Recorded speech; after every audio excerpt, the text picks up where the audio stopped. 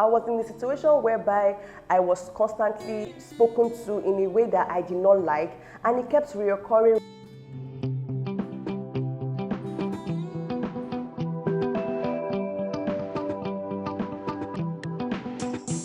Hey lovelies, welcome back to the channel. Welcome back to yet another insightful video. My name is Gift, if you're seeing my face for the very first time. To my returning subscribers, thank you for always coming back. To my new subscribers, thank you for being here. Please don't make it your last. And if you haven't subscribed, this is a good time to hit the subscribe button. Turn on your bell notification so you get notified whenever I post a new video. So by the title of the video, we're talking about dealing with toxicity. And this is something that a lot of people are going through, a lot of people are passing through. I filmed a video about red flags in relationship, and if you haven't watched that video, please, I'll link it up here or in the description box below. Please watch that video, and let's get straight into the video. Look at you. Eh? So the first question you ask is, what is toxicity? Yeah. So basically, it is a behavior expressed by people to make you feel less of yourself. And these people are very deliberate. They talk down on you deliberately. They are very intentional. They know what they are doing. Stop it. Get some help. They process their thoughts before they say it to you, so it is an intentional act. You have two sides of toxicity. There are people that put in efforts, they put in the work, they are doing everything and anything they can to succeed. And there's someone on the other side constantly talking them down, telling them they can't amount to anything, basically bringing down their morale. So that is the first side of toxicity. Then the second one is another category of person, or a person that doesn't put in any efforts to anything, sits back, relax, doesn't do anything, and has someone constantly looking down at them, talking back at them, bashing them. And I've come to realize that this can be broken down into two categories. So let me use YouTube as an example. So for instance, I want to start a YouTube channel, and I've spoken to my friends about it, but I'm not doing anything about it. I've not researched, I've not watched videos that would help me start my YouTube channel. And I have a friend who is constantly nagging me, constantly telling me that, you say you will start, you've not started, you cannot start this thing, just forget about this. And it also applies to businesses too. Most people want to go into different businesses, but because their friends keep telling them you cannot do this, it's not possible, you cannot do this, they tend to hide in their shell and not do what they actually want to do. And it is a form of toxicity. Yes, the fact that someone met you and told you their plan and you talk down on them or you talk down on their plan, yes, it is an act of being toxic. And it just made me realize that there are two sides to this. I keep saying two sides because really there are two sides to a coin. So basically, if your friend nags you, number one, it can motivate you to start because you are constantly hearing your friend nag about this particular thing, and because you want your friend to stop nagging, for instance, you decide to start what you want to start. And number two, it can kill your morale, it can kill your zeal, because you want to do something, all you need is encouragement, all you need is a push, and someone is telling you you cannot amount to anything, you cannot do anything in life. If you have those people around you, cut off from them. Don't allow anybody be negative in your space. Don't allow anybody feed you with negativity. If you want to amount to something, if you want to get something done, and you know that you cannot push yourself, you know that you cannot do it on your own, it's good to confide in people. But when they now start to talk down on you, then you know that it is a no-no. Try not to pay so much attention to what people has to say, because you might want to start a business, for example, and A doesn't understand the concept of your business or doesn't like the idea of your business. It doesn't mean that the idea is not good. It doesn't mean the idea would not work. All you need to do is be around people that can help you shape that idea. Be around people that can help you bet that idea and nurture that idea, rather than being with people that would talk you down and make you feel less of yourself. Moving on, I've come to realize that we find toxicity in different places: work environment, family, relationship, boyfriend and girlfriend relationship, marriage, supermarket, market. The list is ongoing. You find toxic people in different places. So I'm just going to break down the traits of toxicity. So basically, if you know that this person possesses these traits, my dear, my darling, cut off. There's no point, like I mentioned earlier, being around people that will constantly make you feel less of yourself. So the first point I have here is self-centered people. These people only think about themselves. They always come first. Yes, it's good to put yourself first, but in certain situations, you have to consider the other person. So for example, let me assume you have a plate of rice in the house, a very small plate of rice in the house, and you haven't eaten, and your spouse haven't eaten. The first thing that should come to your mind is how to share the food with your spouse. When you think about yourself alone and you eat all the food alone, that is you being self-centered. I'm sorry, the truth is bitter. That is you being self-centered. So the next point I have here is manipulative people. And I'm sure everybody have an idea of what it means to be manipulated by someone. These people constantly manipulate you. They work on your emotions. They ride on your emotions, sorry. They do every and anything to make you either agree to what they've said or do what they've said. And the next set of people that I have is less compassionate people. Like you are around someone who just lost a friend and you are laughing. You're around someone who is going through a phase and it's funny to you, or your friend is in a situation and the first thing you can do is to laugh about it or joke about it or crack jokes about it.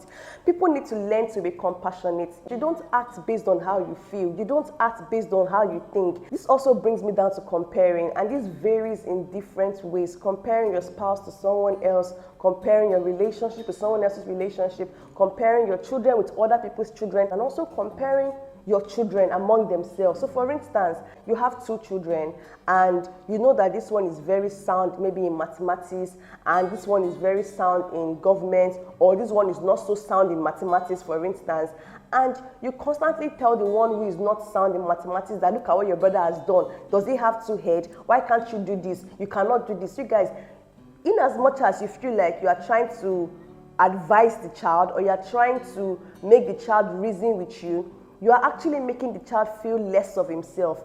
And people don't really realize that it's not until you hit someone before you know that you are in a toxic relationship. Most times it's what you say, how you say it.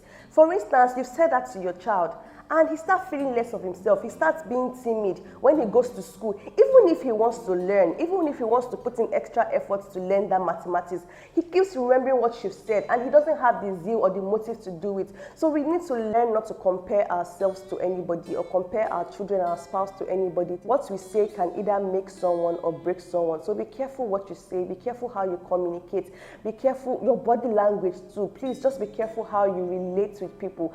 And if you are with people, or if you are surrounded by people that constantly do this to you or constantly talk down on you, make you feel less of yourself, the first point I have here is never see yourself as the victim. I know it is very hard, but see, if someone calls me fat, for example, if someone calls me fat and calls me ugly, I cannot even process that thought because number one, I am not fat. Number two, I am not ugly. So don't give room for negativity. Love yourself. That way, no matter what anybody says to you, it will not get to you. Don't even think of processing the thought. Brush it off your shoulder. You've said it and I've moved on. Don't even think of processing the thought. Number two, don't become like them. You've seen how they've made you feel. Don't make someone else feel the way you felt, and don't make someone else pass through what you've been through.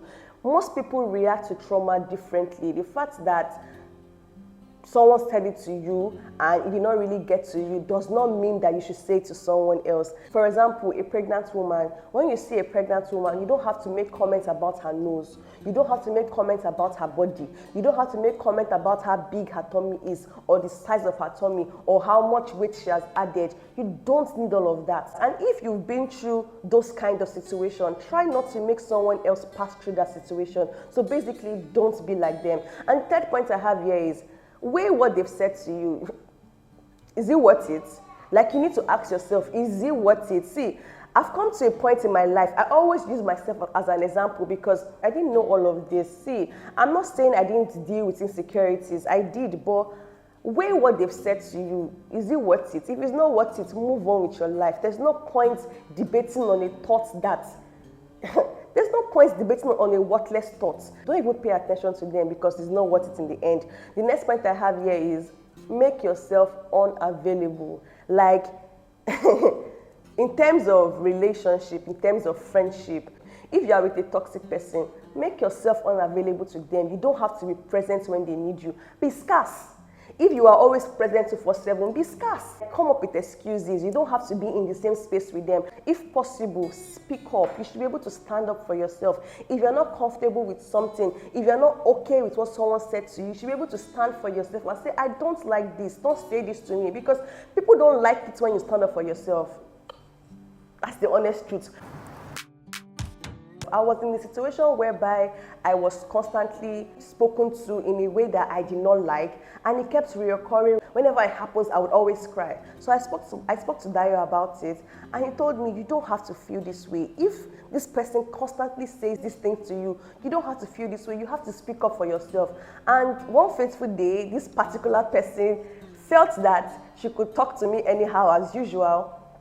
And when she said what she said, and I spoke back at her, I said, why did you say this to me? You don't have to say this to me. What did I do that warranted you to say this to me? And she was shocked. Like, she was looking at me like, Wait a minute.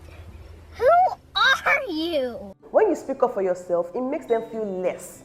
As in, you bring them down to nothing, because they're always used to being the one to say, you are this, you are that. The moment you try to stand up for yourself, they start thinking that, what's going on? Is today a bad day? And if you are in a place where you cannot avoid these people, please set boundaries. Let them know your boundaries. Don't compromise. Set boundaries. Let them know your deal breaker. And always make an excuse to leave if you have to. You don't have to be in the same space with someone that says all of those terrible things to you. Make an excuse to leave. If possible, avoid them. But if you cannot avoid them, set boundaries. And the last point I have here is help them get help.